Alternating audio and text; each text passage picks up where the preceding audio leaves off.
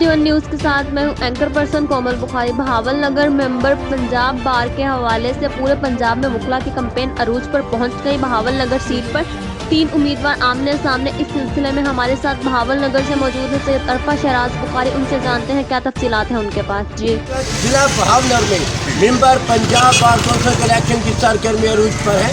इस वक्त बहावल जिले में तमाम तहसीलों में तमाम मेंबर पंजाब बार कौंसिल अपनी इलेक्शन मुहिम जोर शोर से जारी रखे हुए। इस सिलसिले में हमने तहसील फोटाबाज का आज खुफिया जो सर्वे हासिल किया उसकी रिपोर्टिंग कर रहे हैं। सुबह पंजाब में मेंबर पंजाब बार कौंसिल के इलेक्शन हो रहे। इस सिलसिले में जिला बहावल की एक निशित पर 3 कैंडिडेट सामने आए हैं, जिनमें चौधरी नूर हसन, मसूद रशीद जोया और इमरान हुसैन चड्ढा शामिल है।